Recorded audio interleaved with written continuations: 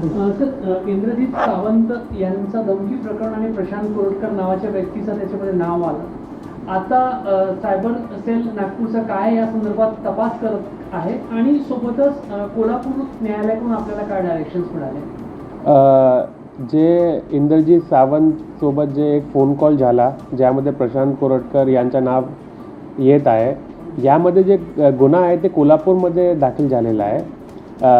त्या गुन्ह्यामध्ये जे प्रशांत कोरटकर आहे त्यांनी अँटिसिपेटरी बेलसाठी अप्लाय केला होता. त्या अँटिसिपेटरी बेलचे जे ऑर्डर आहे, कोर्टचं ऑर्डर आहे, त्यामध्ये त्यांना इंटरिम बेल मिळालेली आहे, फायनल बेल मिळालेली नाही आहे.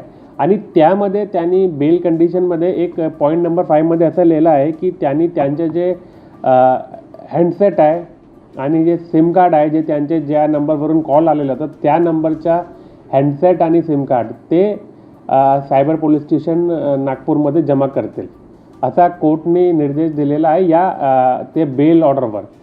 तर त्या अनुषंगाने जेव्हा ते येणार आहे, जमा करणार आहे, ते आम्ही घेऊ आणि त्यांना जे तपासी अधिकारी आहे त्यांना त्यांच्या ताब्यामध्ये देऊ. आता प्रशांत कोरटकर किंवा त्यांचे कोणी नातेवाईक, फॅमिली मेंबर्स किंवा वकील या कोणामार्फतही या प्रोसेसबद्दल ते आपल्याकडे मोबाईल आणि सिम कार्ड देतील असा संपर्क साधण्यात आला आहे का आतापर्यंत? ते आतापर्यंत ते आलेले नाही आहे. आम्ही आमची जी टीम आहे सायबर पोलिसांची त्यांना आम्ही सांगितलेलं आहे, कारण आम्हाला पण हे ऑर्डर व्हॉट्सॲपवरून मिळालेलं आहे. तर आम्ही त्यांना सांगितलेलं आहे की जेव्हा ते येणार आहे त्यांच्याकडून तुम्ही पंचनामा करा आणि प्रॉपर पंचासमोर ते जप्ती करा.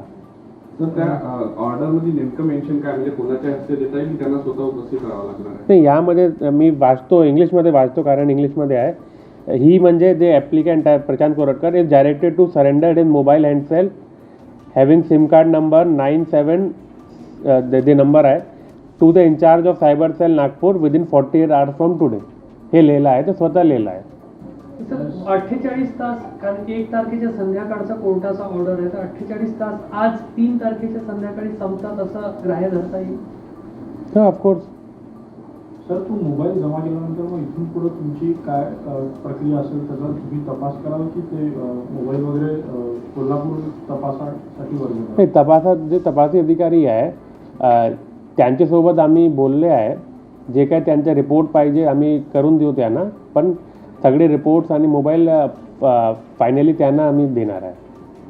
तर यामध्ये त्यांनीच आणले तर तुम्ही स्वीकाराल का, किंवा जर दुसरं कोणी आणलं त्यांच्या वतीने वकिलांनी आणलं तर तुम्ही स्वीकारणार की नाही स्वीकारणार? काय या ऑर्डरमध्ये त्यांना सांगितलेलं आहे की ते जमा करतील.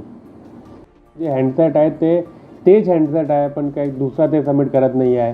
तेच सिम कार्ड आहे, दुसरा पण सबमिट करत नाही आहे. काही फॉर्मॅटिंग केलेली आहे, काही हे केलेलं, सगळं व्हेरीफाय करावं लागेल.